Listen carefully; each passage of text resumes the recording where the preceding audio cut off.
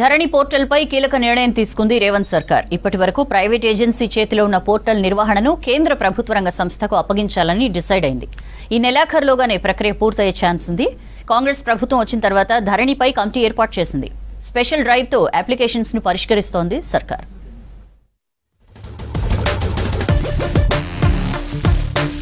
ధరణి portal నిర్వహణపై focus చేసింది రాష్ట్ర ప్రభుత్వం. కేంద్ర ప్రభుత్వ రంగ సంస్థ అయిన నేషనల్ ఇన్ఫర్మేటిక్స్ సెంటర్కు ధరణి పోర్టల్ నిర్వహణ బాధ్యతలను అప్పగించాలని సూత్రప్రాయంగా నిర్ణయం తీసుకుంది. ఇప్పటి వరకు ప్రైవేట్ ఏజెన్సీ గుప్పిట్లో ఉన్న ధరణి పోర్టల్ ఈ నెలాఖరులోగా ఎన్ఐసి అధీనంలోకి వెళ్లనుంది. ఈ మేరకు సంబంధిత శాఖ అధికారులు కూడా కసరత్తు పూర్తి చేశారు. కాంగ్రెస్ అధికారులకు వస్తే ధరణి పోర్టల్ను బంగాళాఖాతంలో వేస్తామని, రైతుల భూ సమస్యలు పరిష్కరించేలా చర్యలు తీసుకుంటామని ఎలక్షన్ క్యాంపెయిన్లో హామీ ఇచ్చింది.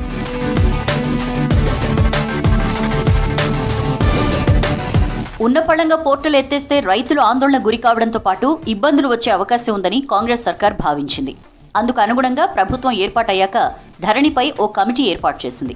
భూముల సమస్యలకు సంబంధించి ఇప్పటికే ఎవరెవరైతే ఆన్లైన్లో దరఖాస్తులు పెట్టుకున్నారో వాటన్నింటినీ పరిష్కరించేందుకు స్పెషల్ డ్రైవ్స్ చేపట్టింది. డెడ్ లైన్లు పెట్టి మరీ అప్లికేషన్లను డిస్పోజ్ చేసింది. అదే టైంలో ప్రైవేట్ ఏజెన్సీకి సంబంధించి గడువు కూడా ఈ నెలాఖరులో ముగియనుంది. దానికి తగినట్లుగానే సీజీజీ, ఎన్ఐసి వంటి సంస్థలతో రాష్ట్ర సర్కార్ గత కొంతకాలంగా సంప్రదింపులు చేస్తూ వచ్చింది. చివరకు ఎన్ఐసికి ధరణి బాధ్యతలు అప్పగించేందుకు రెడీ అయినట్లు తెలుస్తోంది. ప్రస్తుతం ధరణిలో వసూలు చేస్తున్న అప్లికేషన్ల ఫీజులు కూడా తగ్గించనున్నట్లు సమాచారం.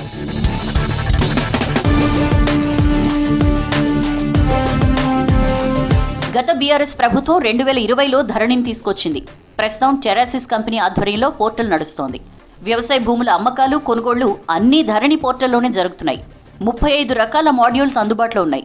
ప్రతి సమస్యకు ఇందుకు సంబంధించి రిజిస్ట్రేషన్ ఫీజులు ధరణి పోర్టల్ ఆన్లైన్లోనే అవుతున్నాయి.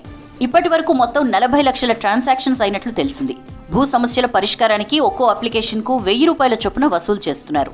పైగా గత బీఆర్ఎస్ ప్రభుత్వ హయాంలో భూ సమస్యల పరిష్కారానికి ధరణి పోర్టల్లో పెట్టుకునే అప్లికేషన్లు అన్నీ ఆటో రిజెక్ట్ కింద తిరస్కరించినట్లు తెలిసింది. కొందరు అధికారులు కూడా తప్పుడు రిపోర్ట్స్ ఇవ్వడంతో అప్లికేషన్లు రిజెక్ట్ అవుతూ వచ్చాయి. సమస్య పరిష్కారం కోసం కొందరు రైతులు 5-6 సార్లు అప్లై చేసుకున్నారు. ఇలా కేవలం అప్లికేషన్లతోనే 400 కోట్ల మేర వసూలయ్యాయి.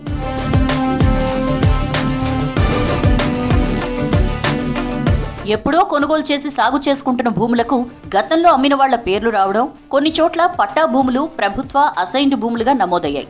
విస్తీర్ణంలో హెచ్చుతగ్గులు, పట్టాభూమి అయినప్పటికీ నిషేధిత జాబితాలో చేర్చడం వంటి సమస్యలొచ్చాయి. పేర్లు తప్పుగా నమోదు కావడం, కొందరు భూములు అసలు ధరణిలోనే నమోదు కాలేదు. వీటన్నింటినీ త్వరగా పరిష్కరించాలని చూస్తోంది సర్కార్.